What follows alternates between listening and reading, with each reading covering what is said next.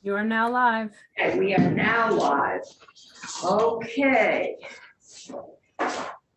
Thank you, everyone, and thank you. Okay, we're gonna go. We've also lost our techie, so we're all winging it. Thank you, everyone, for being flexible with our schedule, and I'm gonna start moving this right along so we can get you in and out and not take up any more time than necessary. So we're on H510, the Vermont Child Tax Credit, Vermont Social Security Income Exclusion. And we're going to start out with Commissioner Bolio. And Commissioner, welcome back. Madam Chair. Okay, so Commissioner, the floor is yours. Great, thank you. Good afternoon, everybody. For the record, Craig Bolio, Tax Commissioner. Appreciate the committee giving us an opportunity to weigh in on this.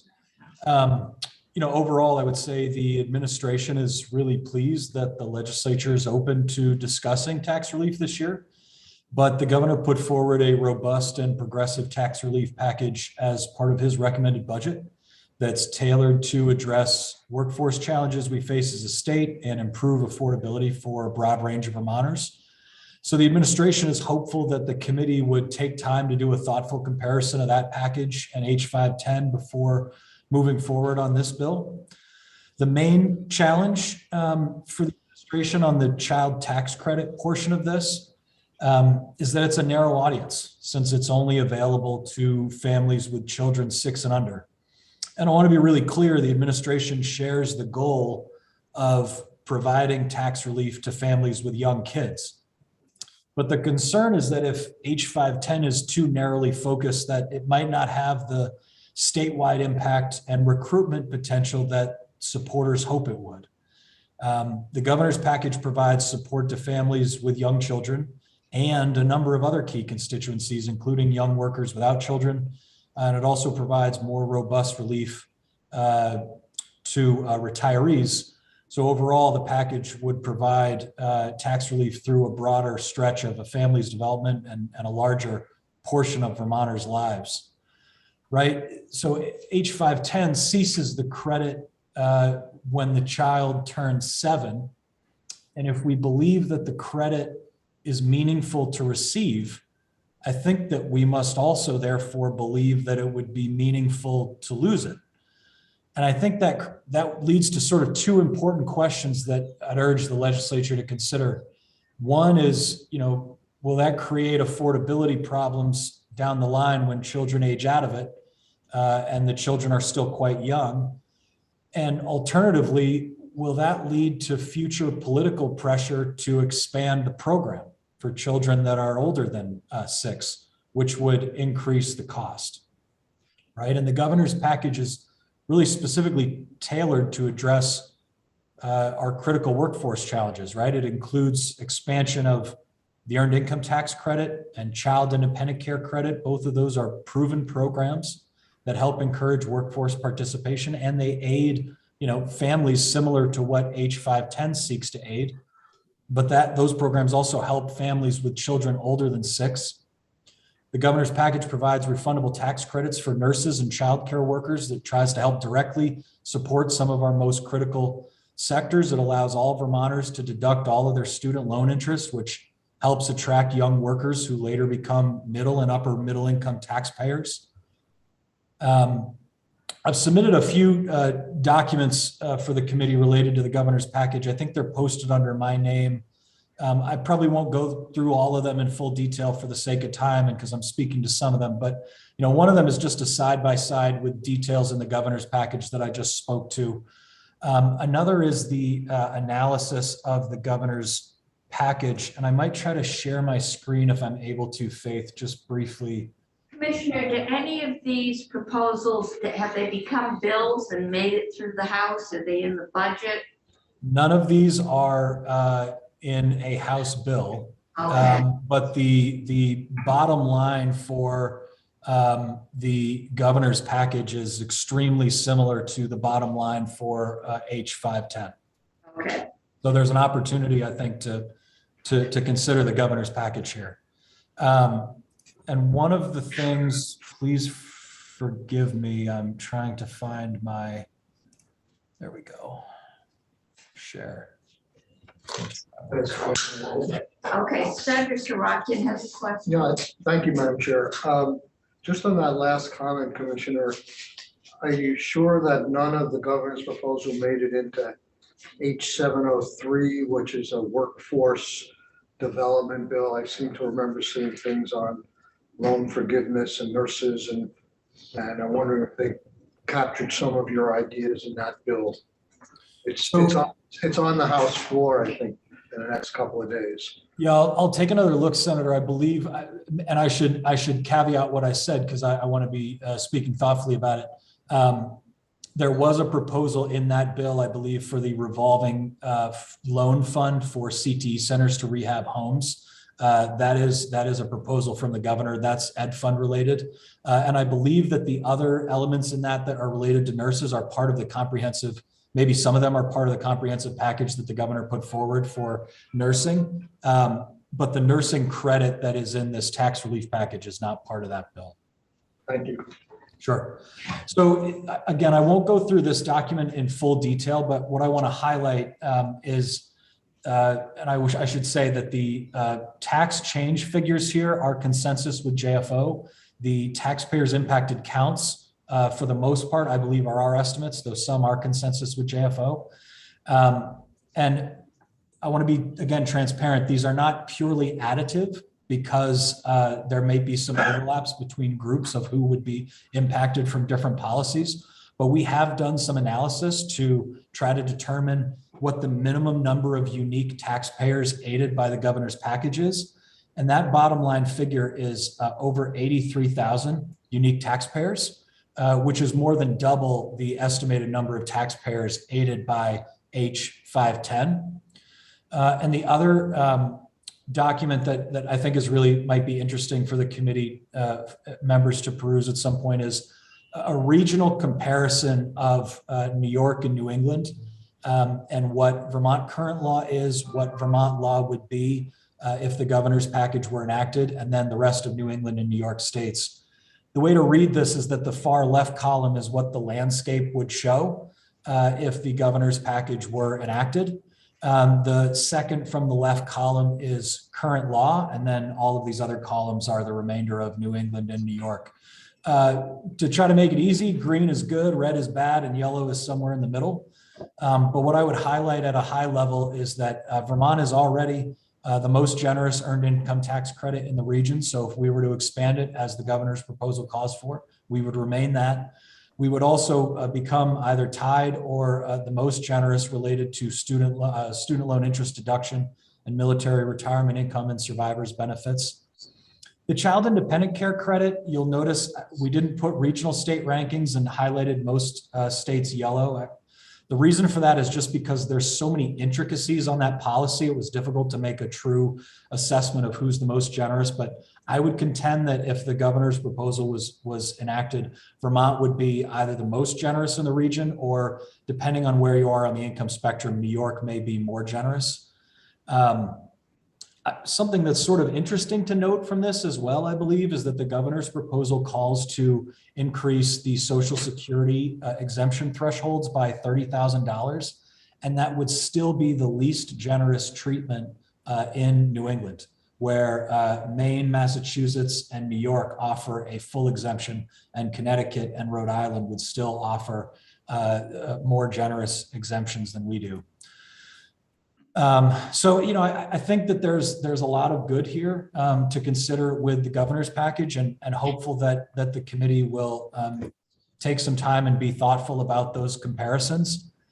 The last piece that I want to touch on related to H510 is the operations side. And I want to be clear, the version of the bill that passed the House did address many of the department's administrative concerns, but I think this committee might be interested in some of that context and perspective. So the original version of the bill had half of the credit paid out in monthly installments, modeled after the expanded federal child tax credit. Where it landed is one lump sum paid as a credit on filing for tax year 22 in the spring of 23, and then beginning a single 50% prepayment in September of 23 and moving forward from there.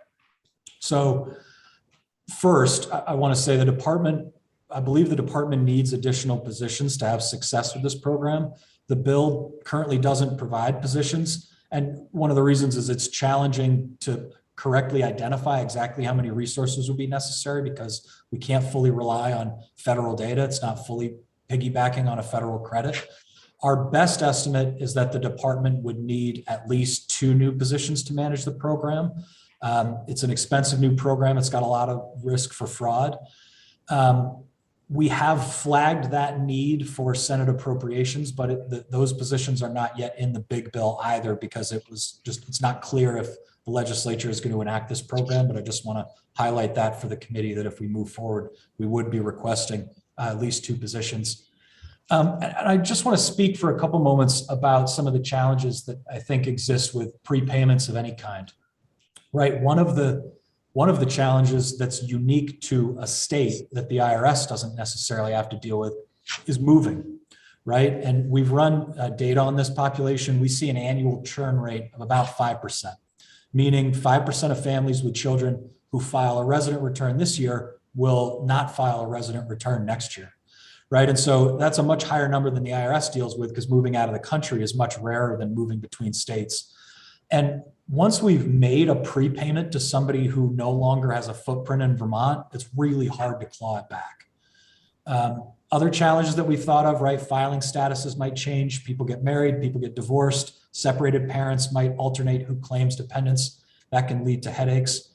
And one of the reasons that we would need additional resources, particularly for prepayments, is there's additional phone and processing support needed, right? People who feel that they should have gotten their checks and they didn't, or they moved since the last check was cut, or they swapped banks since the last direct deposit was made.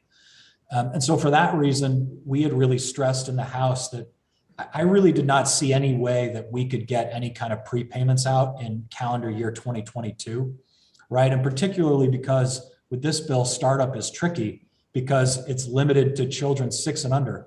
So the IRS, when they did their expanded child tax credit, was able to use prior year tax data about who had filed claiming the child tax credit because the federal expansion did not drastically change the age of qualifying children. We don't have that same luxury here because we don't have age data on dependents on our tax returns. So in order for us to have gotten any prepayments out in 22, it would have meant standing up a separate system to collect that data, verifying it, and it really would have all had to happen in the next couple of months to have any meaningful amount of payments go out in 2022. So it really just was not feasible from a fiscal or operational perspective. And I think there's additional challenges that we'll have to consider with anything that would provide a monthly payment of a tax credit. I think one of the foundational questions is, what does the calendar look like, right? The federal credit ran from July to December. When they were discussing about continuing the federal child tax credit, they were trying to figure out what that normal calendar looks like, right? Is it still just 6 months out of the year? Is it all 12? I would say, and I'm not really sure how the IRS would have handled this, but paying 12 months out of the year puts an extraordinary burden on a revenue agency to ensure that all of your annual tax returns that signify qualification for the credit are processed in time to avoid any break in payments. And it's really regardless when the calendar starts, right? Even if you were to try to say, let's do April to April, you still have to process all of that stuff. And it's a tremendous amount of pressure. So I would highlight that I'm not aware of any other state that does a monthly payout, despite I think maybe half a dozen states having a child tax credit.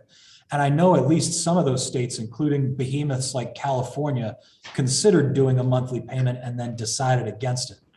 And that's really significant because, you know, Vermont is one of the smallest tax agencies in the country.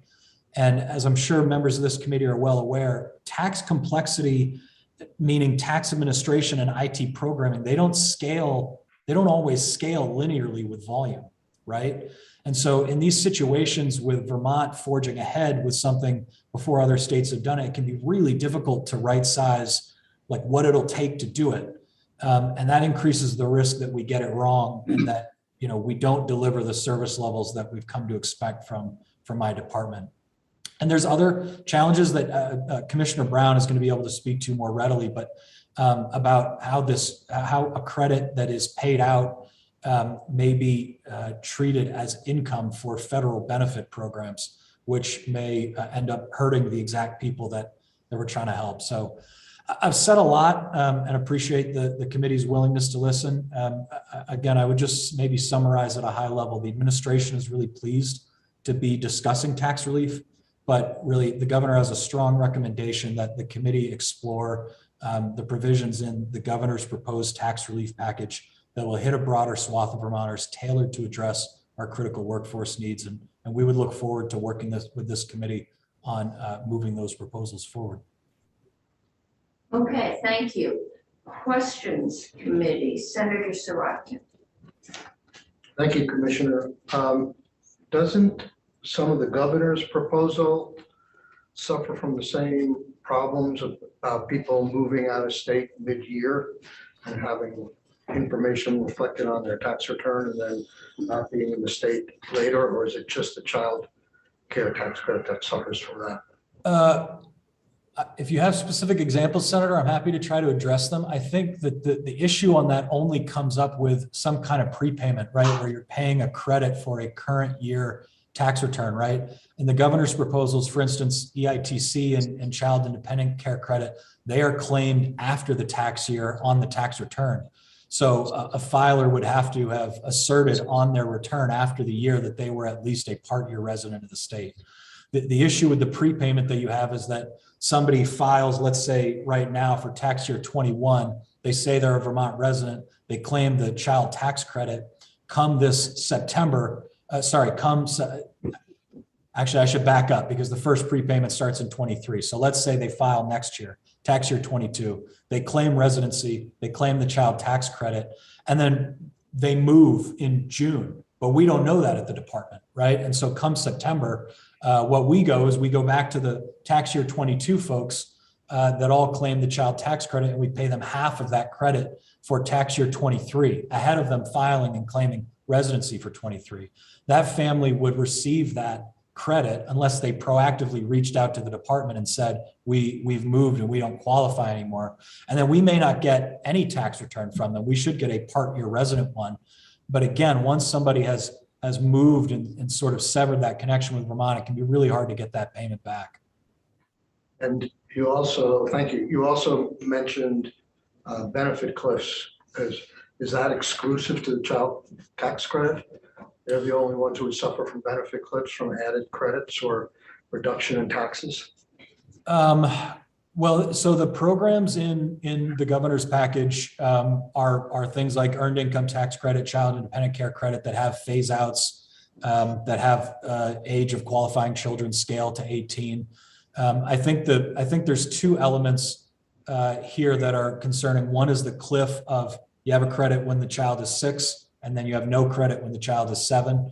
And then I think the other concern that's unique to a prepayment structure, I think the largest concern is with a monthly prepayment structure, which admittedly this bill doesn't have, is that it may be out of Vermont's hands that it qualifies as income for certain federal benefit programs. Things like state earned income tax credit and other tax credits that are paid at a lump sum on filing do not qualify. There's no question that those do not qualify as income for those kind of programs.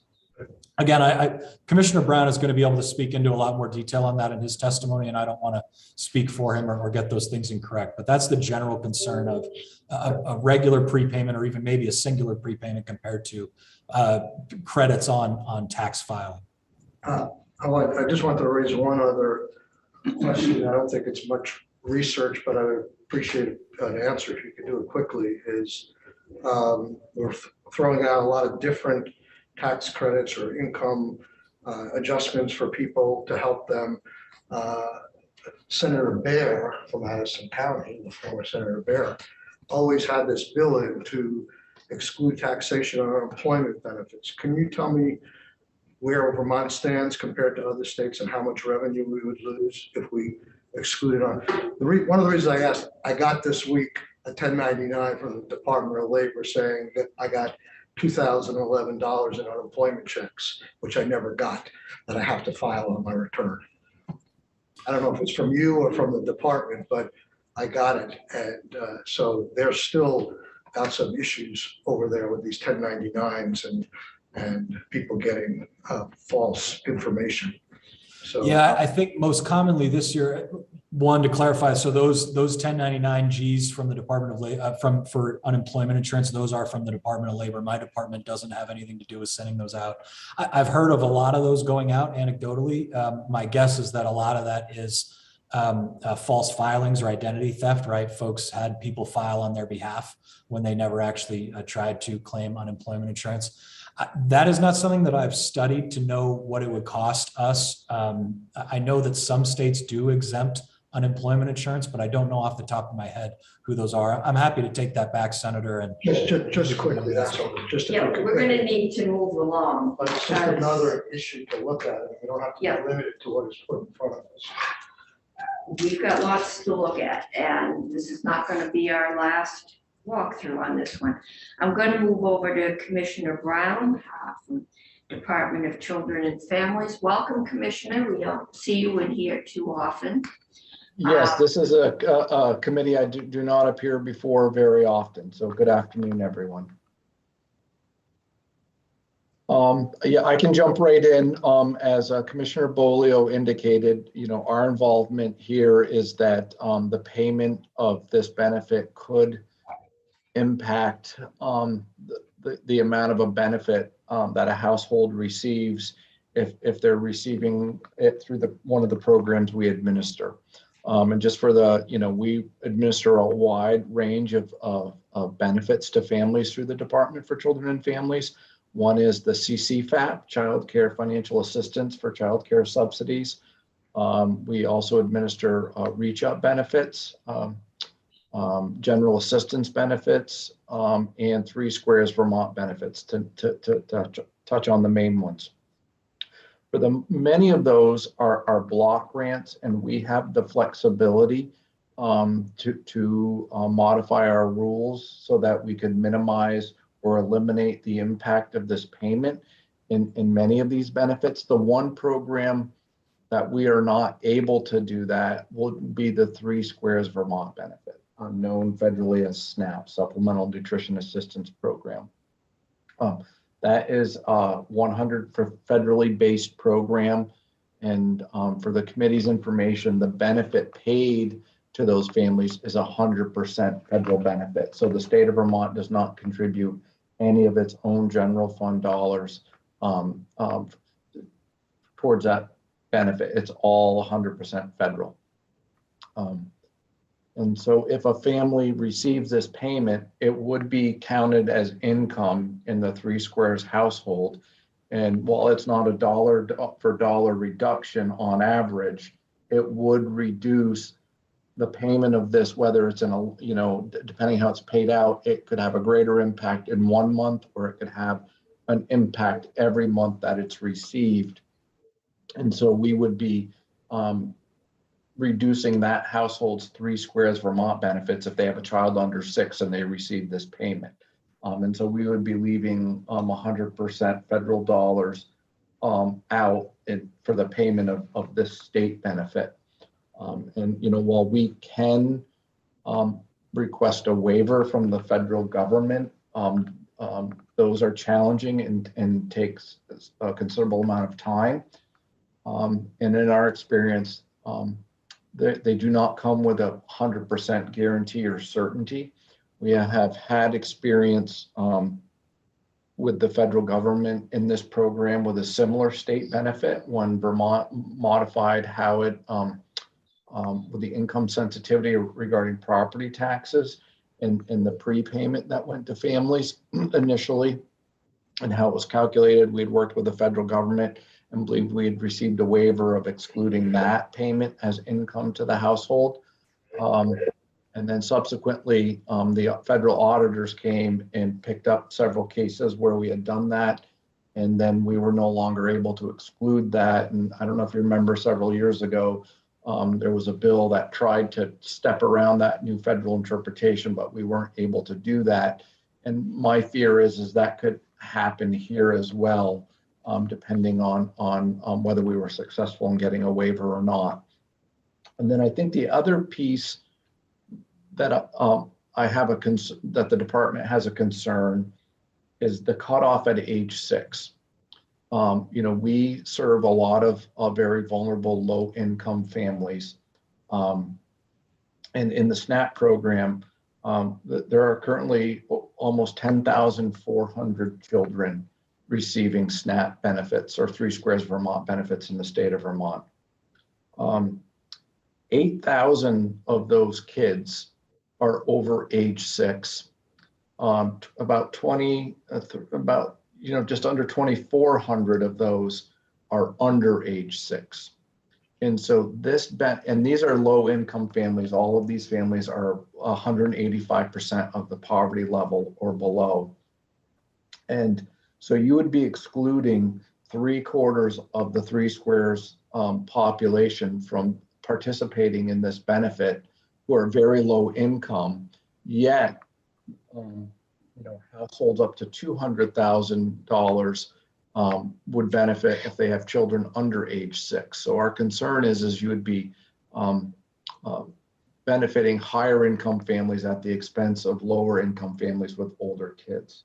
And another example would be the Reach Up program. Some of our most vulnerable living in very, very low income households. On average, we have about 3,300 on any month, 3,300 kids above age 6 participating in the program, and just over 2,100 under age 6 participating in the program in any one month. So well over 60% of these very low income households would not be eligible for this payment because their children are over age 6. However, they are the families that would absolutely need this benefit the most. They are absolute low income. So again, we'd be benefiting very high income families by Vermont standards with kids under age 6, and really leaving families really low, very low income families with kids over age six without the benefit of those resources.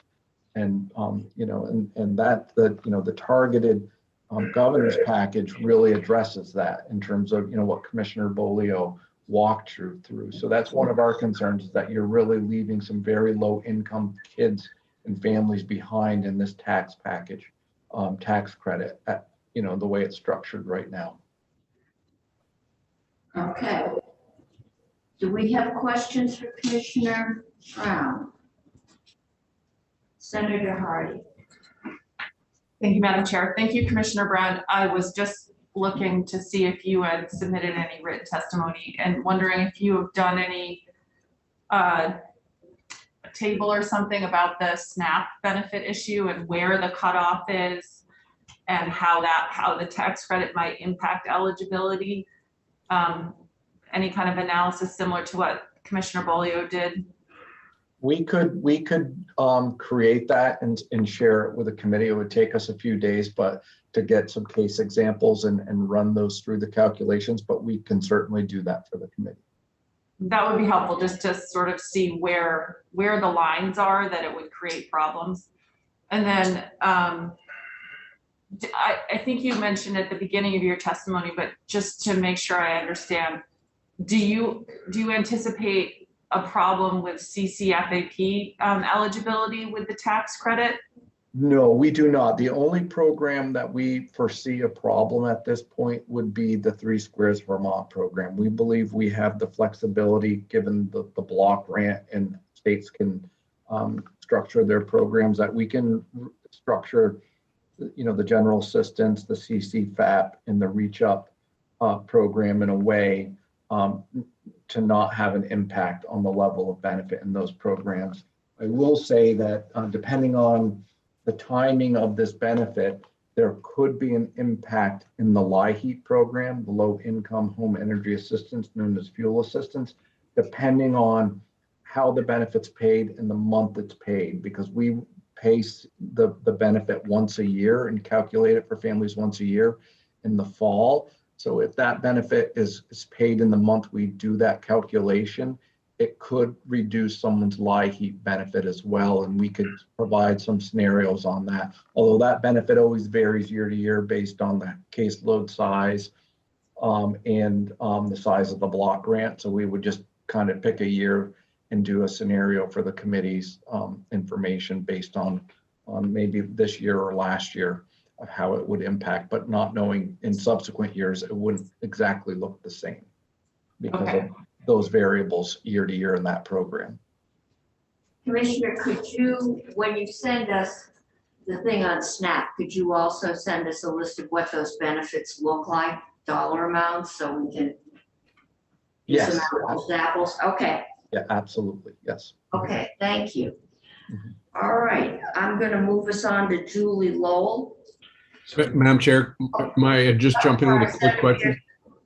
Thank you. And my question may be for Commissioner Bolio, but the earned income tax credit, if I recall, has a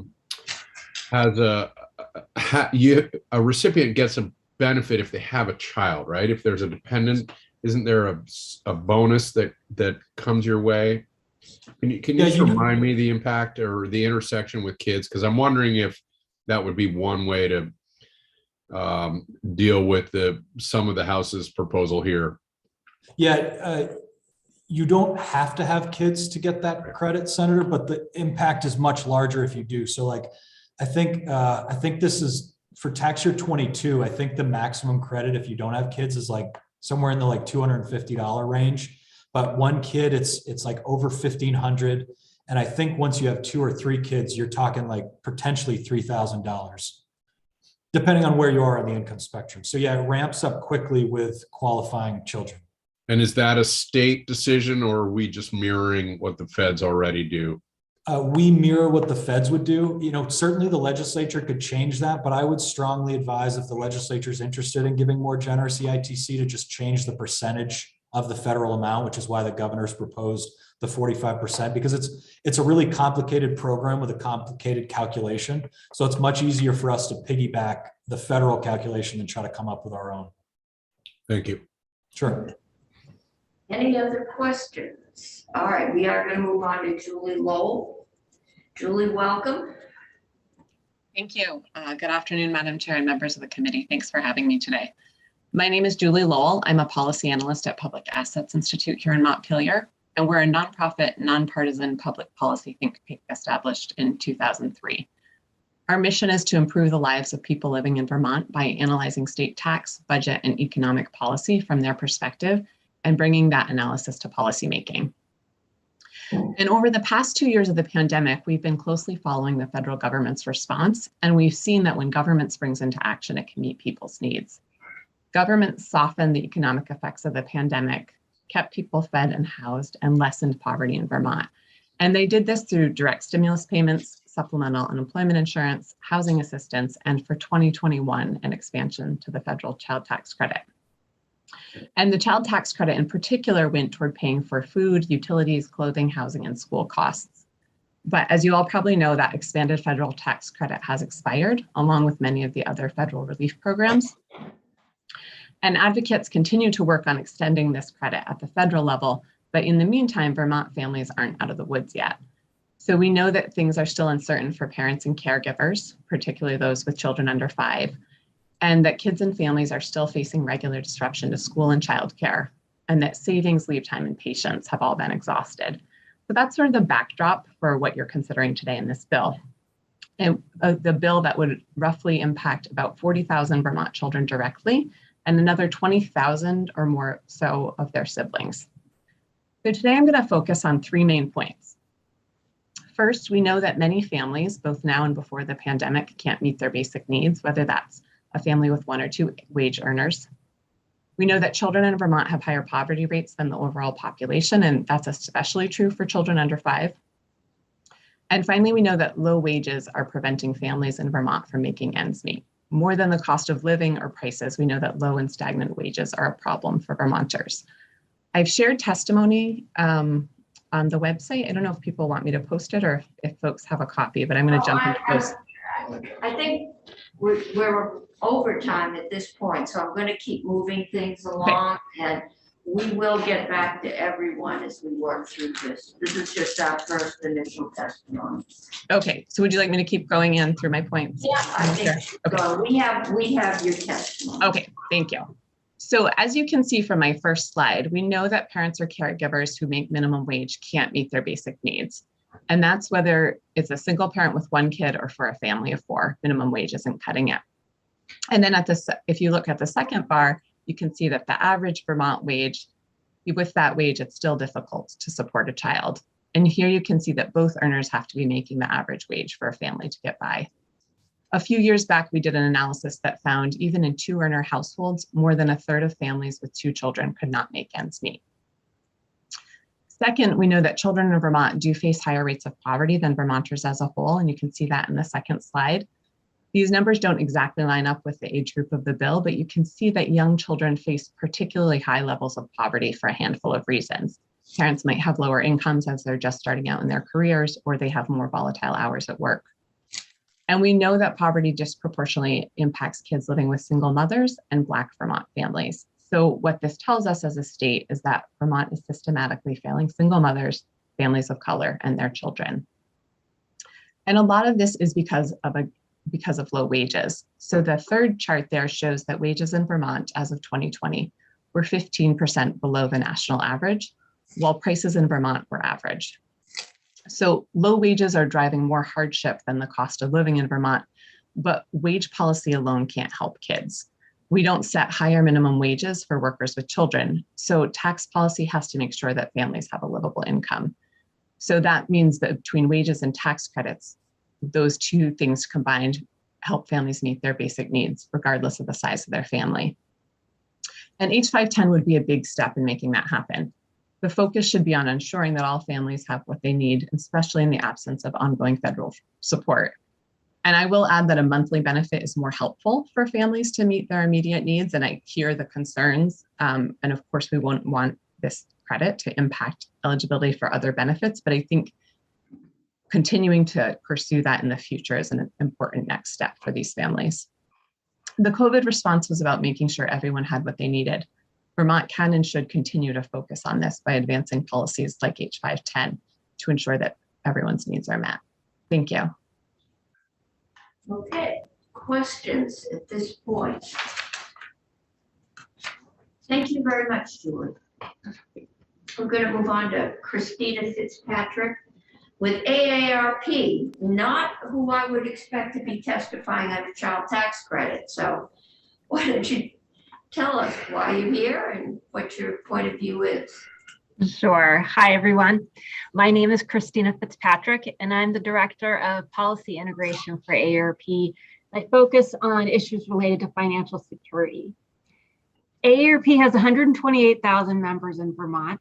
We're a nonprofit, nonpartisan organization that works to strengthen communities and advocate for issues that matter most to families, such as healthcare, employment and income security, retirement planning, affordable utilities, protection from financial abuse, and also taxes. And that's why I'm here today. I'm very happy to be able to testify. Thank you for inviting us. We support the intent of H510, and we're specifically here to talk about the Social Security tax, the taxation of Social Security benefits, rather than the child tax credit.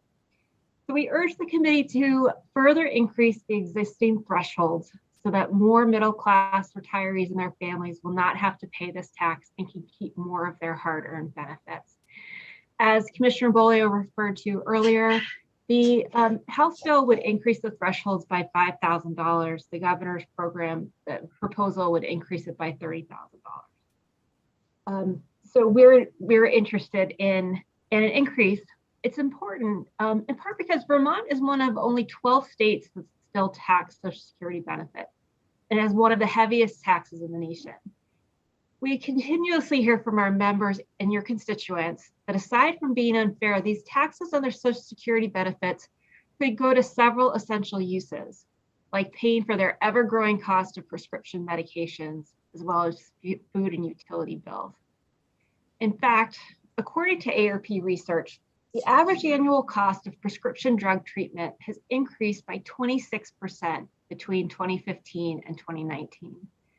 Many retirees tell us they're using their Social Security to help care for their own parents, their spouses, and more often, they're taking on the financial challenge of raising or helping care for their grandchildren.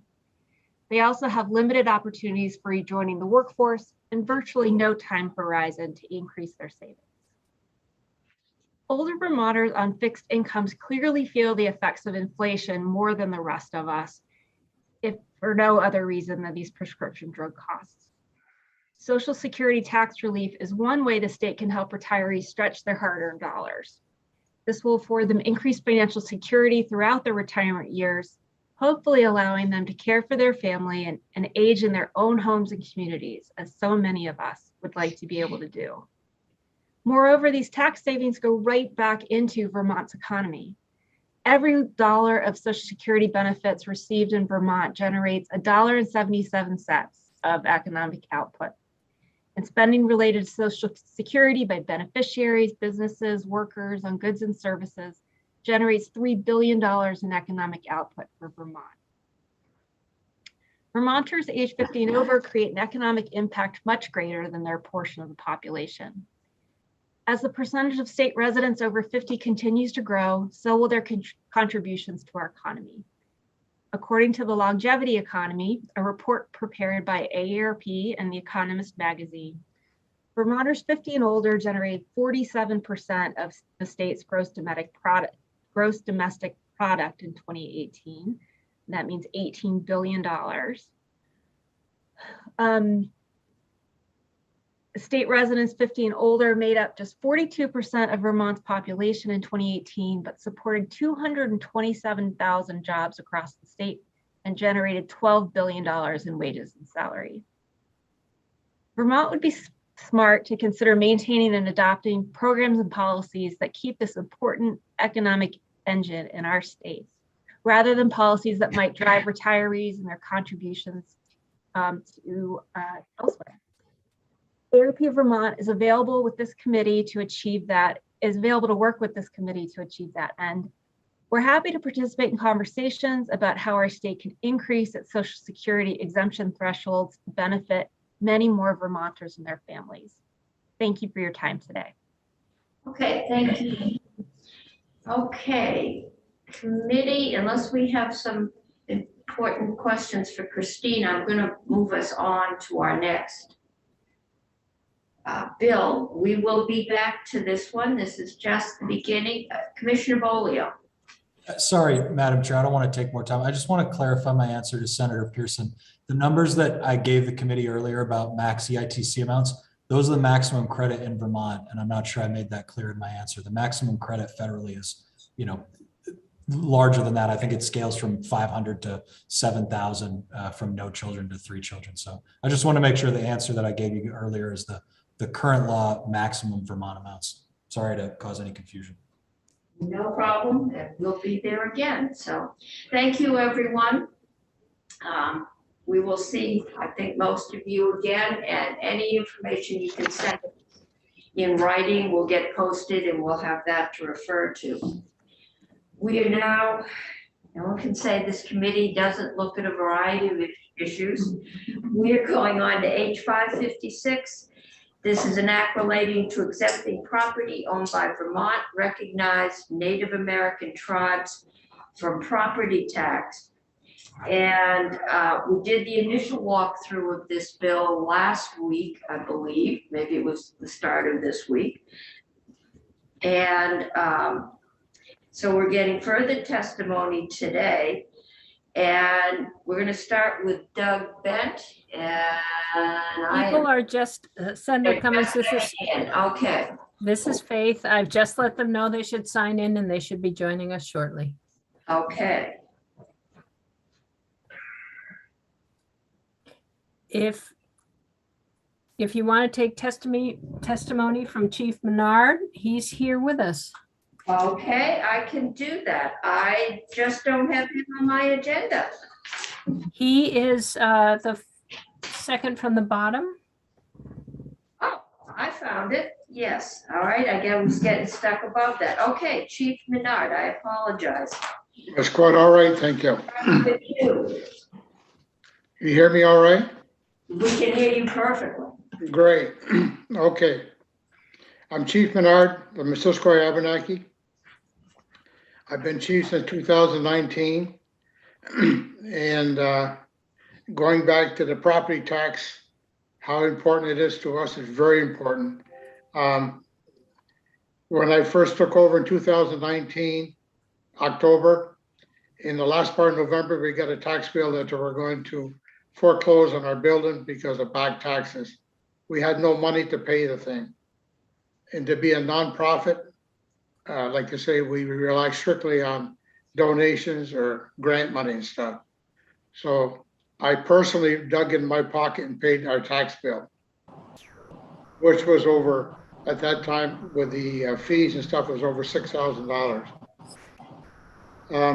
I donated half of it back to the tribe, but going on the other side of it, what we do at the tribal headquarters, we have a very active food shelf, which requires money for our refrigeration and stuff of this nature. You know, we're feeding anywhere from 600 to 750 people a month. And we run 3 days a week.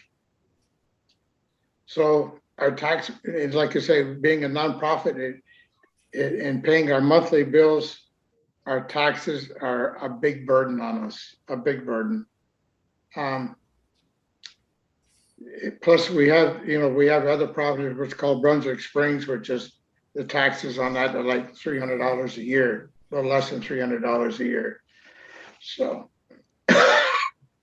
excuse me, but going back to our food shop, we don't run it just to the Abenakis, we run it to anybody that comes to the door in need. So a good percentage is our Abenaki families, but also we have, like I say, a lot from the neighbor from Franklin County. We also run healthcare clinics.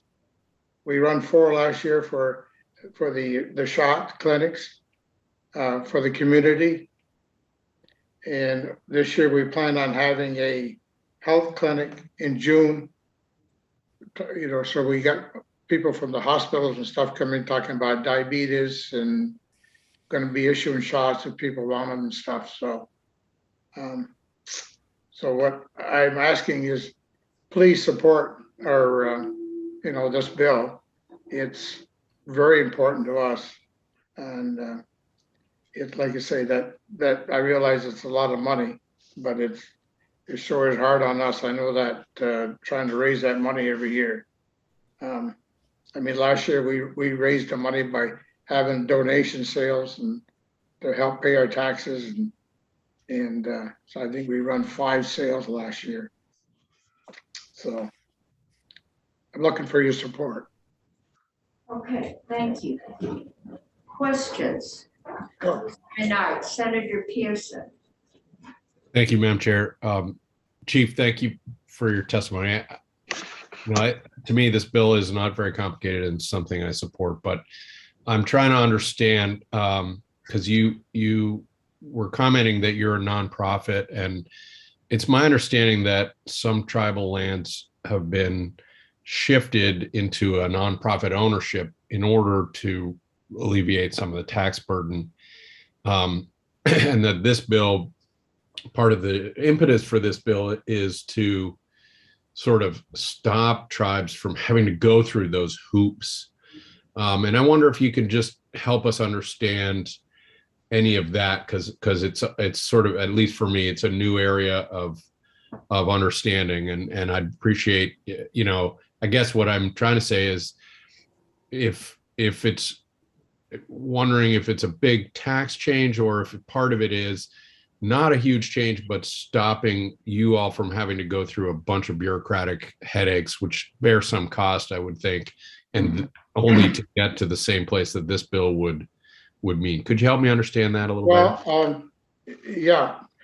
Here, I did get it's been a lengthy process to get the deeds changed over to our nonprofit. Right now, our deeds have been all changed over to Maquam Bay, which is our 501c3.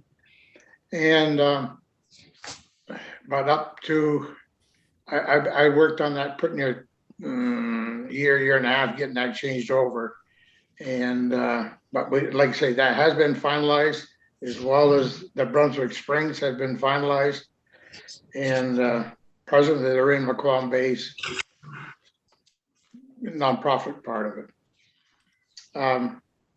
I guess there is a process you can go through the town. And the way that's done, for what I was informed, was that you have to get it on their budget, I guess, to bring it up for vote for the township. And it has to be done like 90 days or so prior to that. And you have to have X number of signatures supporting that. And then you submit it from there. But that I was kind of hoping this way. But if we can't do it this way, then we'll have to try to go the other way, I guess. Which I understand sometimes it goes through, sometimes it don't. So. All right, thanks. Senator Hardy, did I see? I have the same question as Senator Pearson. Okay. Good. So if there aren't any other questions, I'm going back to Doug Bent, who we have let in. I believe I see Doug up on the screen. There you are. Okay, welcome. And Doug, just introduce yourself, who you represent, and for the record, then the floor is yours. Yes, thank you for inviting me. I'm Doug Bent, member of the Kawasaki, the Coas tribe. Also on a commission for the Native American Affairs. I'm as a representative for the Kawasaki tribe. And also in the director of the White Pine Association, which has the 501c3 for the tribe. At this time, the tribe doesn't own any property. We do have a tribal garden that's on private property that someone is letting us use. And we use that property to grow vegetables and to have our tribal meetings and cultural events. And on that property, we have a couple of Amish sheds. One's 12 by 20 and the other's 12 by 16. I also, we have a greenhouse as well. And we raise our own seedlings, and the majority of those are Abenaki plants.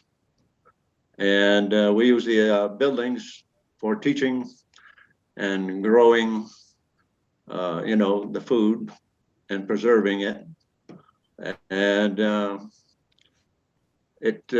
we don't just teach it to their Abenaki members, but also community members who are interested in the Abenaki ways.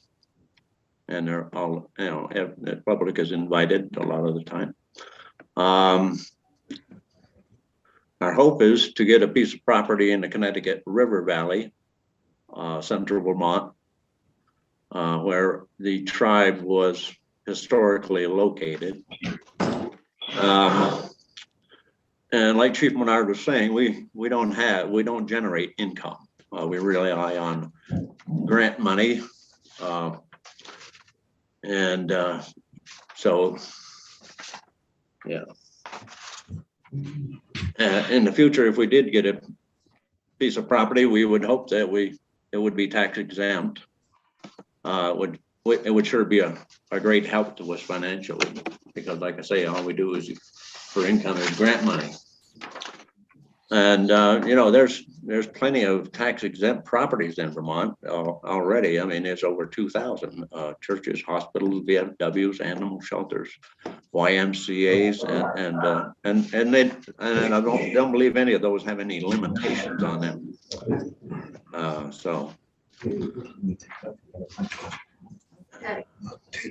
And last year the legislation apologized for the eugenics movement and promised restitution And I think this would be a good way to do that, is to have the tribes have this property tax exemption. And, you know, just, you know, this land that we call Vermont and the United States of America was all once native land. And I don't think it's too much to ask personally to have a little bit of land so that we can, you know, have our culture presented and preserved the way it once was, for people to see, people now. So I guess I just, you know, I'll just keep it short. You know, we really would like to see this bill passed, and it would be very helpful to tribes. Thank you. Okay, thank you. Any questions for Mr. Bent? Okay, I am not seeing any. So I'm going on to Don Stevens. Don, there you are in your car. And you just went somewhere. Don, did we? Yes, hi. Oh, okay, you can't Don do Stevens, video audio? Hopefully you can hear me and see me. Yeah, it I'm in the says car you're heading muted, to but we Alabama. can hear you, so that's good. Except you're frozen. Maybe you should pull over. I don't think he's driving. Yeah, it looks like he's in the. Okay, great. He's driving. Great. If I happen, I'm not driving. No, my wife is. So I just wanted you to be aware. Okay. I'm in a passenger side. Yeah. No, I wouldn't do that. So if I happen to blink in and out, I'll do my best. So I want to thank you for hearing this and asking for a testimony. I really appreciate it, along with Chief Menard and Doug. I hope you support this bill. And to explain a little bit from one of the questions before about the tribes are a government. As you know, a government, we don't charge our citizens taxes or any of those things. So we have to have a nonprofit to be the fiscal agent of that holds our deeds, our properties, and be able to accept donations and grants. So that's where most of the tribes have their 501c3s to be able to do that. But as Chief Menard mentioned, that just because we're a nonprofit doesn't mean that we can get tax exemptions. Nullhegan is in current use for our property. We have 68 acres up in Barton, Vermont. I had to put it in current use to reduce the tax burden because, as they said, we don't generate revenue. We rely on taxes and donations and those kind of things. So the town doesn't have to accept a request to be tax exempt. And that's what we found ourselves in Barton, that we, they didn't want to lose the $1,600 in revenue, which isn't that much, but that's just the way it is. So we really need this kind of bill. And the reason, at least Nullhegan, speaking for ourselves, we have a huge food security program. We have 24 head of bison that's on somebody else's land. If they told us to pull our bison out tomorrow, we wouldn't have a place to put it. We'd have to either kill them all or we would have to try to sell them. Same thing with our food programs. They're all on other people's lands. Can you guys hear me? Very well, Russ, yeah. Okay. So we rely on other people's lands to grow our foods. We deal with 3 colleges and 40 growers from NOFA. We also have a food shelf in the Northeast Kingdom that we feed the community and ourselves. So we need to be able to continue to get land. We need to continue to be able to be secure for our food programs. And so not just the forest that we have, but we can't grow food on it. It's also acquiring other land when we have the ability. And the reason I sent you 3 emails, one, to show that this isn't a unique request, like with the Humane Society, that I sent. You gave them 13 parcels, and it's to help them with so they can use the money to help with animals and things. We're asking for us to be able to use it to help us as well through our nonprofits. to be able to, because we don't have that renewable resource. The other email I sent was to show that the University of Vermont, who is a land-based college or land grant college that basically was founded off taking native lands, are tax exempt. There are many colleges. I think there's 131 colleges that have tax exempt parcels and 1,172 churches, which also a lot of those churches were founded off native lands. So if they We're losing you, Don. are able to get tax exempt practices as well. Can you hear me? I'm gonna turn off my video. Can you hear me now? Okay, we can hear you fine. Okay, so what I was saying is that UVM is one of the 131 colleges that have parcels that are exempt from taxes, and they're a land grant college that were based on native lands that were taken. And also there's a lot of churches. There's 1,172 parcels of church lands that were also that are also tax exempt, and we have our own religious practices. We have our clergymen. So and a lot of those churches were built on native lands. So if they're allowed to have tax exemption, I think it's only fair that we are. And the last email that I sent you was to show, I think there's like $102 million worth of tax exempt properties. Right now we have, I think, a total of 11,000. You know, we're just a little drop in the bucket when it comes to tax revenue being exempt. And even if we were to acquire other pieces of property, the others don't have any restrictions on their property, and I don't think it's going to be a large drop in the bucket compared to others that already have this ability. So I just hope that you can see the merit in this bill and to help us be able to have our land so we can use to be able to have some sort of security, some sort of food security. Not, it's just because it's the right thing to do, you know, because all of our lands they were taken from us. And then when we do get them back, we shouldn't be taxed on them for something that was originally ours. So we're just asking for your support. If you have any questions, I'm definitely here to answer any of those things. Any questions, committee? I am not seeing any. So thank you. Have a safe trip wherever you're going. Thank you. We're going to go on to Rich Holsha. I'm going to massacre it. So how badly I don't blame you. Your name? I don't blame you. It's pronounced whole shoe, not a half shoe, but a whole shoe. Oh, yes. Yeah. Okay. Thank you. Exactly. I want to thank Chair Cummings and the committee for having us here today to speak with you. We welcome this opportunity. I'll introduce myself so you know who you're speaking with. So I will address you in the language first. Kwai mziwi ndelewizi lisal ta indai wantastigak dali sukwakik. I am called Rich, and I come to you today from what you know as Brattleboro, traditionally known as Wantastigak, in the southeast corner of the state. I am director of the Atawi Project, which is a nonprofit for cultural outreach and community affirmation. We're here to help whoever needs the help in the Native community.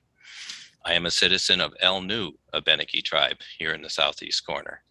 And I've been pretty active in legislature and other things like that. But I come to you today to speak to this bill, H556. Just to put a little context around this, my fellow community members here have spoken well about what's in front of you right now. I'd like to point out that the Abenaki and their ancestors have been here in these homelands, now called Vermont, for 12,000 years. These are the homelands of these people. They are indigenous people of this state. 400 years ago, before Vermont existed, before the United States existed, 100% of the land here was under the purview of indigenous people. Today, in 2022, we could essentially say basically zero of the land is under the purview of the indigenous people. The tiny, tiny little fragment that you are aware is in front of you, 4 properties, around $10,000 worth of tax valuation. That's not even a drop in the bucket. Amongst the existing exemptions in this state, which have already been mentioned, there are 2,167 parcels that are worth $60 million on the tax rolls. We're not talking about a lot here. Our particular situation down here in the Southeast with El Nu is that we are looking for this bill to pass because we need it in order to become ourselves in the fullest sense of the word. To be indigenous is to be in relationship with land. That is what it is. It's not a social group. It's not a private club. It's to be in relationship with land, and these are the homelands. We are separated from that. The little tiny piece of land down here in Brattleboro, or Wantastagok, as I know it, is sacred land. It is adjacent to the river and to petroglyphs that were placed there thousands of years ago. That land was on the market. We saw that it was under threat of development pressure, and we intervened with Vermont Land Trust, and they purchased it on our behalf. It is now safe from development pressure, and it is open to the public. This is not posted. It never will be. It's for all of us to live and learn. However, they still hold it. We don't hold it yet. We need provisions like tax exemption in order to be able to hold this, because we don't have the resources either. We rely on grants and personal donations. We don't have a place to grow crops for our people. We don't have it. We would like to have it. We would like to have a piece of land somewhere near the river, as is traditional, where we can practice our culture, take care of our community, and teach the larger community, everybody that's here now, what this is all about. That's the reality we have in front of us. We are all here now. What are we going to do about it? We would like to be able to be ourselves, and we'd like to share that with you. And it involves land necessarily. El Nu does have a 501c3. It's sitting in the wings waiting for this to become a reality, and it will require some support from the larger community who are now coming back into relationship with the indigenous people of this place. Witness the eugenics apology, witness a few other things that have happened recently. We're starting to get somewhere, and we appreciate that, and we look for your support now and into the future. Uliwani, thank you. Okay, thank you. Committee, questions?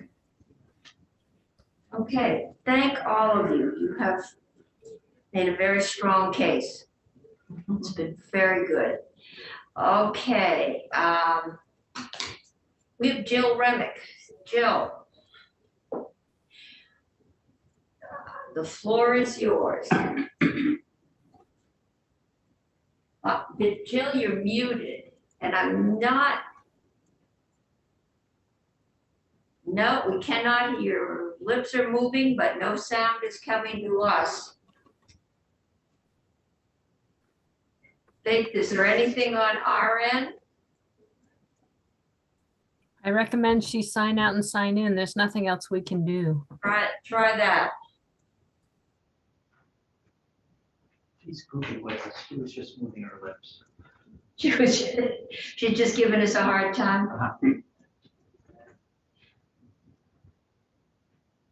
I have to sign in to talk to Faith. Then before we go big screen, I have to sign out and come in without video and without audio. Mr. Stevens, you have your hand up. Do you have something? Yes, thank you. Yeah. I forgot because I was on the road and I didn't want to get cut off. I am Chief Stevens.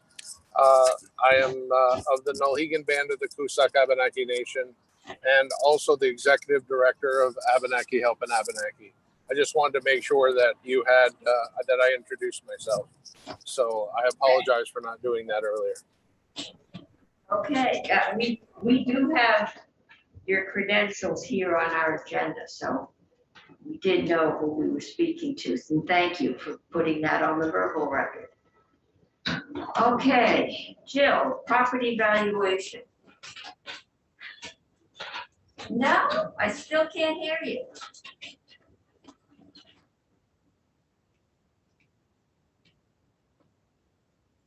Maybe. Senator, will you see what, oh, that's you? Okay. See what's printing? We had this technical difficulty with joint fiscal this morning. Everybody did it. Everybody had difficulty this morning, so we may be having a technical glitch in the state system. Now I am seeing a mute, Jill. You are muted. Now you're still on mute. It's her phone. Now she's on her phone.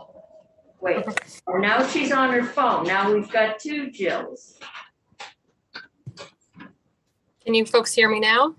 We can hear you now. We can see you twice, so.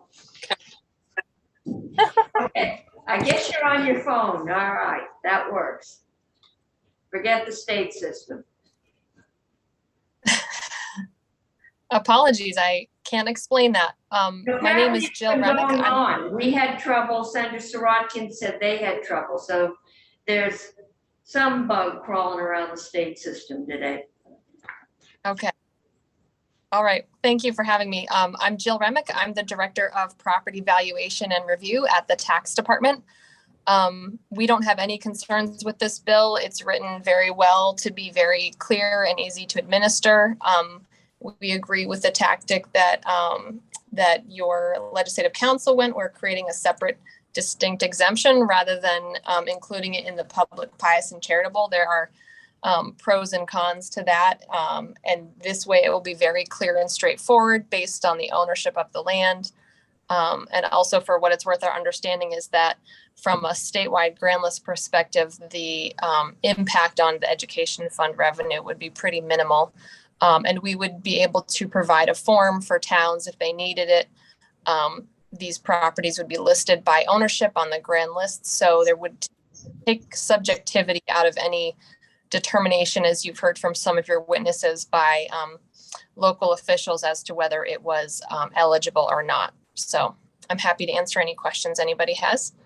I jotted that we should hear from VLCT. Is there any town that is particularly affected? Not that I know of, and I believe on the House side, VLCT provided a very brief update that the impact, again, on municipal revenue was also de minimis. Yeah, I think that's just one thing we need to check out, but I assumed it had been checked out, so we will do that. Okay. So this is rare. We have a well-written bill that nobody opposes. So somebody did a lot of good homework. So I think, thank you, everyone. We will hear from VLCT. Then, unless something unexpected arises, I will put this on for a vote, depending on when we can get VLCT in. I usually give a bill at least 24-hour layover before we vote, just to give people a chance to come forward if they weren't aware of what we're doing. But I think that is it. So thank everyone. Thank you. Thank you. Yeah. Thank you. Thank you. Thank you. Committee, tomorrow we're gonna have to make up for how many bills did we miss today? At least 2. We thought we might be off the floor by 2. I don't know when we'll be off the floor tomorrow. Shall I end live stream now?